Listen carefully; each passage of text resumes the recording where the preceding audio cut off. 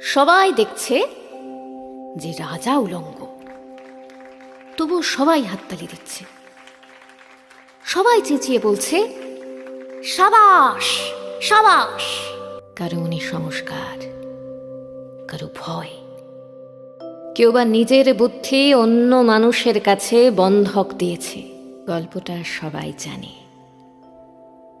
কিন্তু সেই গল্পের ভিতরে শুধুই প্রশস্তি বাক্য উচ্চারক, কিছু আপাদমস্তক ভীতু, ফন্দিবাজ অথবা নির্বোধস্থাপক ছিল না।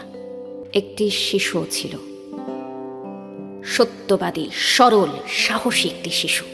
নেমেছে গল্পের রাজা বাস্তবের প্রকাশ্য রাস্তায়। আবার হাততালি উঠছে মুহুর্মুহ, জমে উঠছে স্থাপকবৃন্দের ভিড়। কিন্তু সেই শিশুটিকে আমি ভিড়ের ভিতরে আজ কোথাও দেখছি না। শিশুটি কোথায় গেল? যাও,